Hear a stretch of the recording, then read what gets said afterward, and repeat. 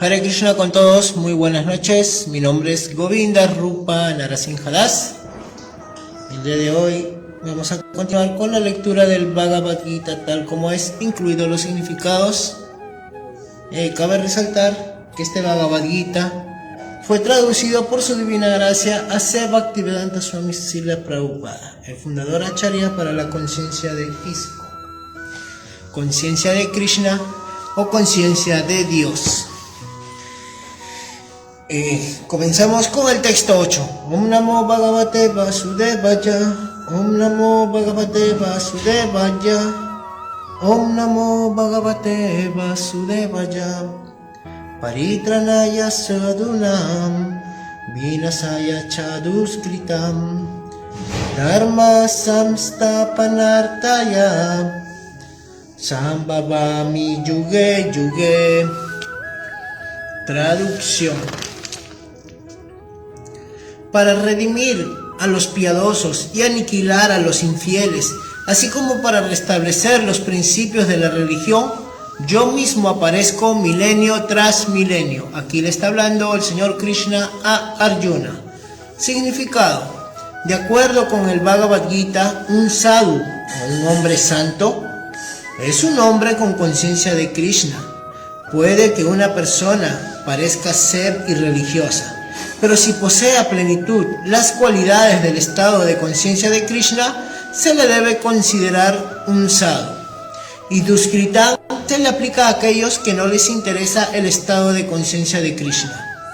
Aunque esos infieles o Duskritam estén adornados con educación mundana, se los describe como necios y lo más bajo de la humanidad. Mientras que una persona que esté dedicada al cultivo de conciencia de Krishna, en un 100% se le acepta como sadhu.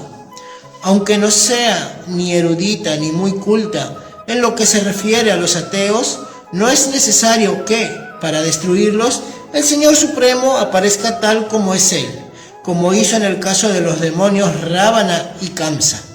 El Señor tiene muchos agentes capaces de eliminar demonios, pero el Señor desciende especialmente para tranquilizar a sus devotos puros, que siempre están acosados por las personas demoníacas. El demonio hostiga al devoto, aunque este último resulte ser pariente suyo. Si bien Prahlad Maharaj era hijo de Hiranyakashipu, no obstante su padre lo persiguió, aunque Devaki, la madre de Krishna, era hermana de Kamsa. Ella y su esposo Vasudeva fueron perseguidos solo porque Krishna les iba a nacer a ellos. De manera que Krishna apareció principalmente para salvar a Devaki antes que para matar a Kamsa. Pero ambas acciones se realizaron simultáneamente. Por eso se dice aquí que el Señor aparece en diferentes encarnaciones para redimir al devoto y eliminar a los infieles demonios.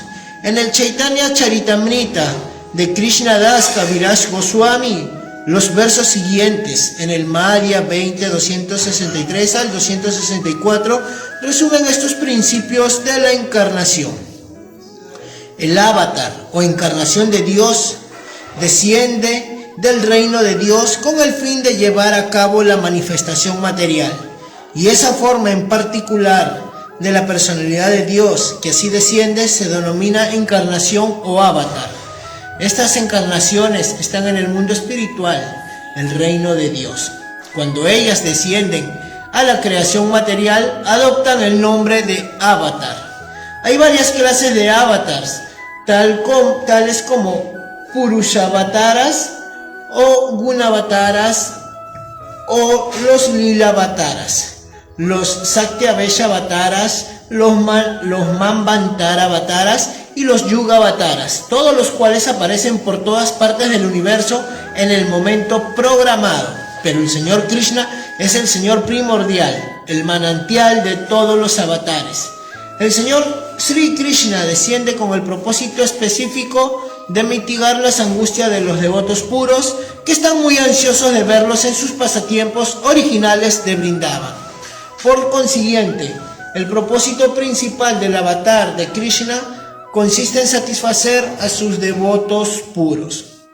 El Señor dice que Él mismo se encarna en cada milenio. Eso indica que Él también se encarna en la era de Kali.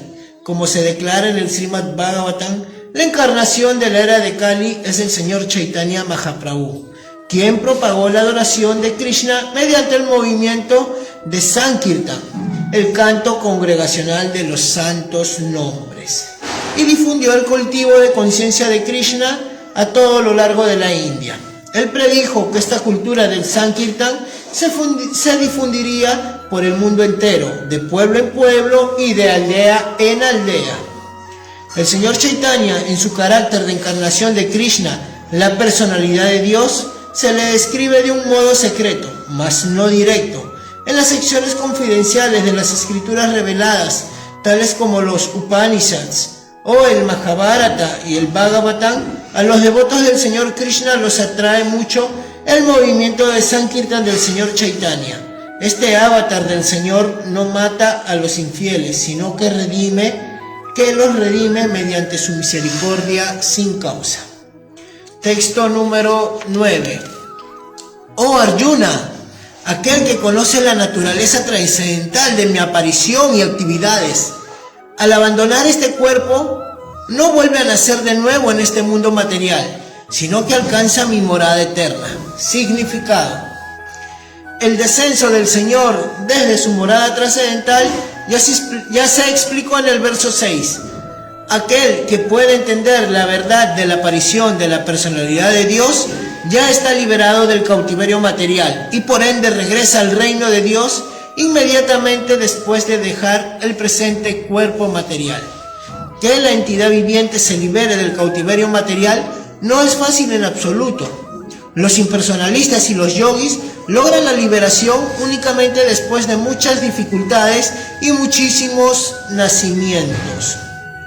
Incluso entonces, la liberación que logran, el fundirse en el Brahma Yoti impersonal del Señor, es únicamente parcial y existe el riesgo de regresar a este mundo material. Pero el devoto, por el simple hecho de entender la naturaleza trascendental del cuerpo y las actividades del Señor, alcanza la morada del Señor después de terminar con este cuerpo y no corre el riesgo de regresar a este mundo material. En el Brahma Samhita 5.33 se afirma que el Señor tiene muchísimas formas y encarnaciones. Advaitam Achutam Anadim Ananta Rupam. Aunque existen muchas formas trascendentales del Señor, aún así son la misma y única suprema personalidad de Dios. Uno tiene que entender este hecho con convicción, aunque los eruditos mundanos y filósofos empíricos les resulte incomprensible, como se dice en los Vedas, Purusha Bodhini Upanishad, Eko Devo Nitya Lila Nurakta, Bhakta Yapi Hridi Antaratma. Con muchísimas formas trascendentales, la única suprema personalidad de Dios está eternamente activa en relaciones con sus devotos puros. Esta declaración védica la confirma el Señor personalmente en este verso del Gita. Todo aquel que acepte esta verdad al amparo de la autoridad de los Vedas y de la suprema personalidad de Dios, y que no pierda el tiempo en especulaciones filosóficas, alcanza la etapa más elevada y perfecta de la liberación.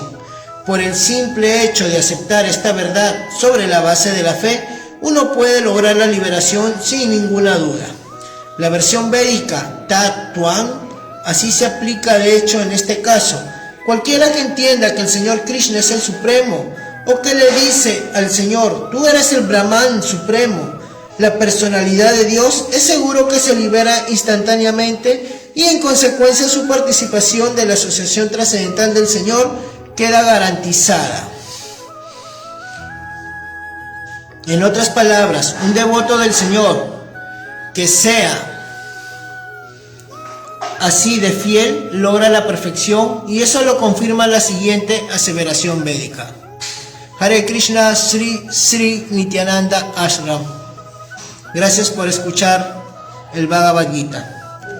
Tam eva viditoti mrityum eti nanyaha panta vidyate ayanaya Uno puede lograr la etapa perfecta de liberarse del nacimiento y la muerte por el simple hecho de conocer al Señor, la suprema personalidad de Dios. Y no hay otra manera de lograr esa perfección. Suetasvatara Upanishad 3.8. Que no haya ningún otro recurso significa que cualquiera que no entienda que el Señor Krishna es la suprema personalidad de Dios, es seguro que se haya sumido en la modalidad de la ignorancia y por ende no logrará la salvación por el simple hecho de, digámoslo así, lamer la botella de miel por fuera o interpretar el Bhagavad Gita según la erudición mundana. Esos filósofos empíricos puede que asuman papeles muy importantes en el mundo material, pero no se vuelven necesariamente merecedores de la liberación. Semejantes eruditos engreídos tienen que esperar que les llegue la misericordia sin causa del devoto del Señor. Por consiguiente, uno debe cultivar la conciencia de Krishna con fe y conocimiento, y de esa manera lograr la perfección. Texto número 10. Estando liberados del apego, el temor y la ira, estando totalmente absortos en mí y refugiándose en mí, muchísimas personas se purificaron en el pasado mediante el conocimiento acerca de mí, y de ese modo todas ellas alcanzaron el estado de amor trascendental por mí. Significado. Como se explicó anteriormente, a una persona que está demasiado afecta por lo material, le resulta muy difícil entender la naturaleza personal de la suprema verdad absoluta. Por lo general, la gente que está pegada a la concepción corporal de la vida se encuentra tan absorta en el materialismo que le resulta prácticamente imposible entender que el Supremo puede ser una persona. Esos materialistas ni siquiera pueden imaginar que existe un cuerpo trascendental que es imperecedero, que está colmado de conocimiento y que es dichoso eternamente. Bajo el concepto materialista, el cuerpo es perecedero, está colmado de ignorancia y es completamente desdichado. Por lo tanto, cuando a la generalidad de la gente se le informa de la forma personal del Señor, mantienen en mente esa misma idea corporal. Para esos hombres materialistas, la forma de la gigantesca manifestación material es lo supremo. En consecuencia, ellos consideran que el Supremo es impersonal, y como están demasiado absortos en lo material, los asusta el concepto de retener la personalidad después de liberarse de la materia. Cuando se les informa que la vida espiritual también es individual y personal, sienten temor de volverse personas de nuevo, a raíz de lo cual prefieren naturalmente una especie de fusión con el vacío impersonal. Ellos suelen equiparar a las entidades vivientes con las burbujas del océano, las cuales se funden en el océano. Esa es la misma perfección de la existencia espiritual que se logra sin personalidad individual. Es una especie de etapa aterradora de la vida, desprovista del conocimiento perfecto de la existencia espiritual. Además, hay muchas personas que no pueden entender en absoluto la existencia espiritual. Agobiadas por muchísimas teorías y contradicciones de diversos tipos de especulación filosófica, se hastían o se disgustan y concluyen neciamente que no hay ninguna causa suprema y que en definitiva todo es un vacío. Esta clase de personas se hallan en condición enferma de la vida. Algunas personas están demasiado apegadas a lo material y por consiguiente no le prestan atención a la vida espiritual. Otras quieren fundirse en la suprema causa espiritual y otras no creen en nada, ya que por desesperación están disgustadas con toda clase de especulaciones espirituales. Esta última clase de hombres se refugian en alguna clase de embriagante y sus alucinaciones sentimentales se aceptan a veces como visión espiritual. Esto es muy bueno, lo voy a repetir. Esta última clase de hombres, los que están disgustados, se refugian en alguna clase de embriagantes y sus alucinaciones sentimentales se aceptan a veces como visión espiritual. Uno tiene que deshacerse de todas las tres etapas del apego al mundo material: el descuido de la vida espiritual, el temor de una identidad personal espiritual y el concepto vacío que surge de la frustración de la vida. Para librarse de estas tres etapas del concepto material de la vida, uno tiene que refugiarse por completo en el Señor, guiado por el maestro espiritual genuino, y seguir las disciplinas y principios regulativos de la vida devocional. La última etapa de la vida devocional se denomina Bhava, o amor trascendental por Dios. Según el Bhakti Rasamrita Sindhu, la ciencia del servicio devocional, dice: al principio uno debe tener un deseo preliminar de autorrealizarse. Eso lo llevará a uno a la etapa de tratar de asociarse con personas que estén elevadas espiritualmente. En la siguiente etapa, uno es iniciado por un maestro espiritual elevado, y bajo la instrucción de él, el devoto neófito comienza el proceso de servicio devocional. Mediante la ejecución del servicio devocional bajo la guía del maestro espiritual, uno se libera de todo apego material, logra estabilidad en la autorrealización y adquiere un gusto por oír y hablar de la suprema y absoluta personalidad de Dios, Sri Krishna. Ese gusto lo lleva a uno más adelante en el apego por el estado de conciencia de Krishna, que madura hasta volverse Bhava, o la etapa preliminar del amor trascendental por Dios. El verdadero amor por Dios se denomina Prema, la etapa más elevada, perfecta de la vida. En la etapa de Prema existe una dedicación constante al trascendental servicio amoroso del Señor, de modo que, mediante el lento proceso de servicio devocional bajo la guía del maestro espiritual genuino, uno puede alcanzar la máxima etapa, liberándose de todo apego material, del temor de la personalidad individual espiritual y de las frustraciones que culminan en el vacío filosófico. Así, finalmente, uno puede llegar a la morada del Señor Supremo. Bueno, agradeciéndoles por su gentil atención y por escuchar este Bhagavad Gita tal como es, incluidos los significados. Concluyendo la lectura, pero antes de acabar, quisiera invitarlos para el día de mañana, domingo, a las 2 de la tarde, hora peruana, que se van a contar, es la segunda parte de este evento que estoy haciendo llamado Grandes Historias de la India. Va a haber 5 historias. La primera se titula El señor Narada Muni maldice al señor Krishna. La segunda es El señor Hanuman se rebela contra el señor Ramachandra. La tercera es Krishna y el zapatero. Y las 2 historias son sorpresa. Mañana a las 2 de la tarde, no se lo pierdan, va a estar muy bueno.